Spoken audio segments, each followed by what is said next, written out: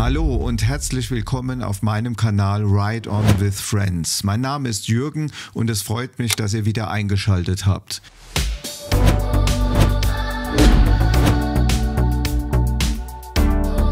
Um das Fahrerlebnis auf einem BMW Motorrad zu verbessern, hat nun Carboride gleich zwei eigenständige Produkte für die Nutzung von Apple CarPlay oder Android Auto am Start. Das W702B Pro und das neue, etwas teure W702BS. Wer die Wahl hat, hat auch bekanntlich die Qual. Was ist besser geeignet und wo liegen die wesentlichen Unterschiede? Ich habe beides auf einer BMW R1200R Baujahr 2016 getestet und die Produktfeatures verglichen. Ich möchte euch kurz in diesem Video das neue Carboride W702BS vorstellen, das nun eine funktionale Lücke schließt und sich nun über den BMW Multicontroller, auch bekannt als Wonderwheel, bedienen lässt. Doch zunächst noch ein Hinweis in eigener Sache. Auf diesem Kanal findet ihr einige Videos von mir über Apple CarPlay und Carboride. Wir nutzen die Lösungen von Carboride auf verschiedenen Motorrädern, aber auch im Wohnmobil oder Cabrio. Schaut einfach mal in die Playlist rein und wenn ihr euch für einen Kauf entscheidet, dann könnt ihr von meinem Partner über den Rabattcode Ride On with Friends auch noch einen Preisnachlass erhalten. Zunächst zum allgemeinen Verständnis. Das W702BS ist nicht das Nachfolgeprodukt des W702B Pro. Beide Produkte sind für BMW-Motorräder mit Original-Navi-Halter und Apple CarPlay oder Android Auto-Integration entwickelt und auf neuestem technischen Stand. Da sie aber für unterschiedliche Zielgruppen und Anforderungen designt sind, sind beide Produkte im Carboride Produktportfolio koexistent. Demnächst wird auch noch wie bei der Pro-Variante eine 5 Zoll Monitorversion für die BS-Variante veröffentlicht.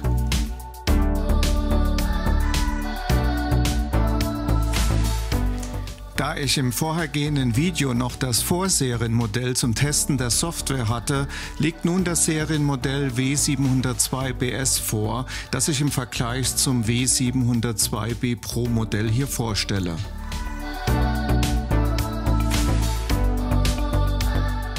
Wenn man beide Produkte vergleicht, dann bemerkt man zunächst viele Gemeinsamkeiten.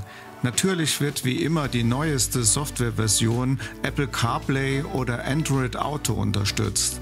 Das heißt eine drahtlose Konnektivität für Smartphones über WLAN oder Bluetooth für alle kompatible Apps, zum Beispiel Navigation, Musik, Telefonie, Mail etc. Allerdings gibt es bei einigen Android-Smartphones Funktionseinschränkungen. Die aktuelle Kompatibilitätsliste findet ihr bei Carboride auf der Homepage. Beide Produkte verfügen über einen 7 Zoll HD IPS Touchscreen Monitor, der eine klare und helle Anzeige, die auch bei direktem Sonnenstrahlung gut lesbar ist, bietet. Eine 5 Zoll Variante wird demnächst wohl folgen.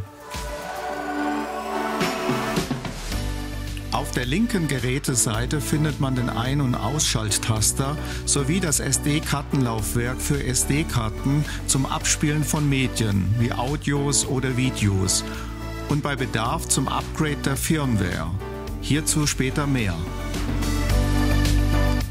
Beide Geräte sind natürlich nach IP67 wasser- und staubdicht.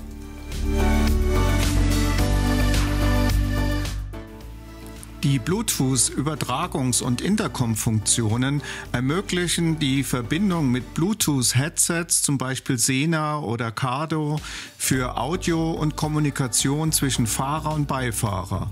Eine Steuerung der Apps ist auch über Sprachassistenten möglich. Weitere Funktionen sind ein Barometer, ein Kompass, Equalizer, Bluetooth-Telefonie, Bluetooth-Musik und vieles mehr. Auf die vormontierten BMW-Montageadapter werde ich gleich gesondert eingehen, weil man hier erste Unterschiede erkennt. Einige BMW-Fahrer haben ja bemängelt, dass der flexible Montageadapter des W702B Pro am Original BMW Navi-Halter zu weit absteht und teilweise die Sicht auf den Tacho verdeckt.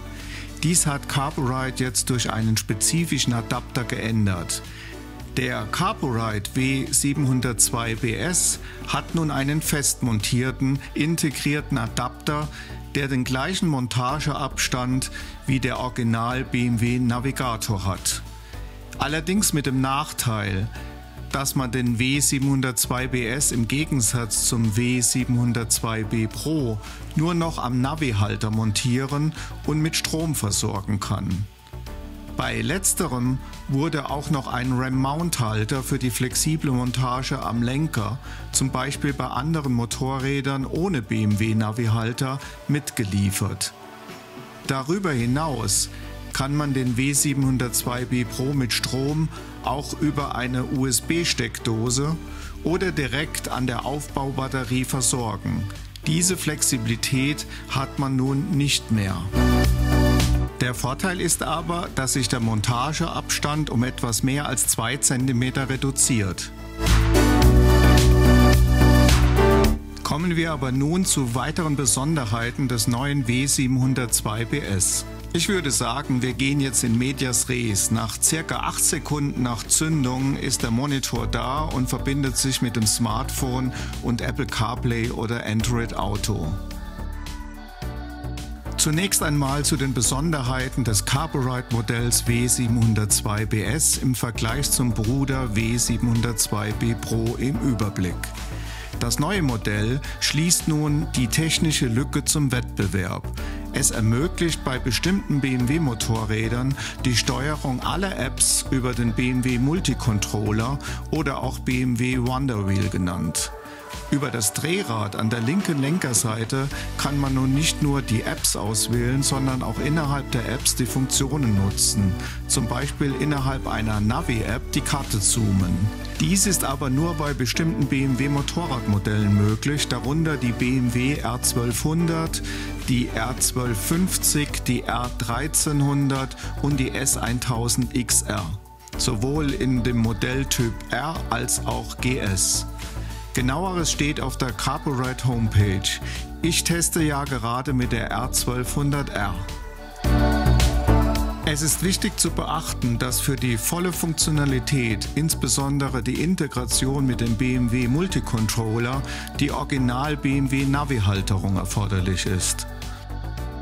Der zweite große Unterschied ist die Darstellung des Realtime-Cockpits und das Motorrad-Dashboard.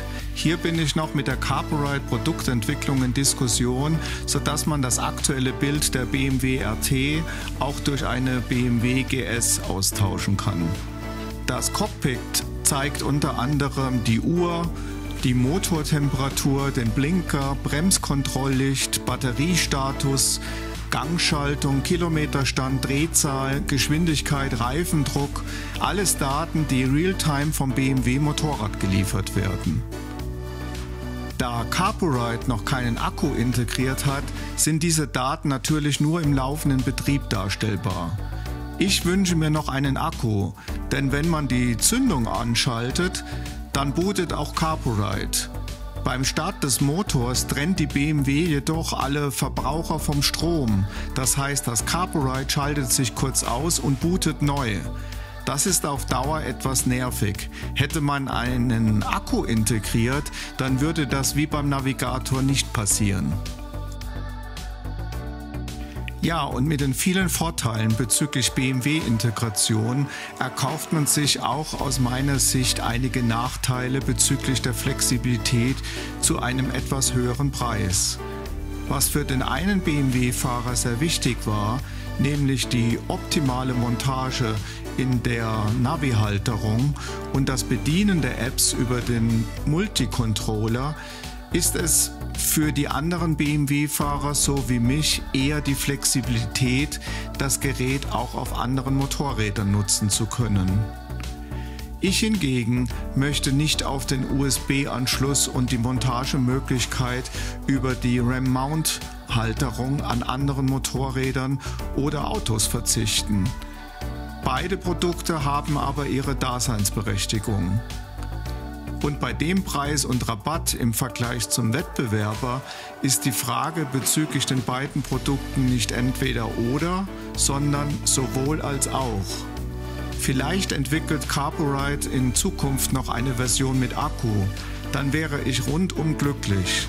Der 5 Zoll Monitor soll ja bald kommen. Da ich oft gefragt werde, warum ich Apple CarPlay mit dem Motorrad oder Auto nutze, nicht immer, aber immer öfters, möchte ich euch meine Motivationsgründe nochmals nennen. Ich möchte zunehmend die Apps auf meinem Smartphone nutzen und mir zum Beispiel keine teuren Navigationsgeräte mehr speziell nur für das Motorrad kaufen. Denn mittlerweile sind die Smartphones viel leistungsfähiger wie jedes Navi und die neuen intelligenten Navigations-Apps verdrängen zunehmend namhafte Hersteller. Ich möchte aber auch andere Apps zur Kommunikation nutzen und nicht mein teures Smartphone am Lenker Regen, Staub, Vibrationen und Hitze aussetzen. Solange die Motorradhersteller wie BMW nicht eine integrierte Lösung anbieten, solange haben innovative Firmen wie Carborite eine Chance. In modernen Autos ist Apple CarPlay oder Android Auto nicht mehr wegzudenken. Auf dem Motorrad kann man seit einigen Jahren nun sein Fahrerlebnis verbessern. Einige werden denken, was soll der Schmarrn?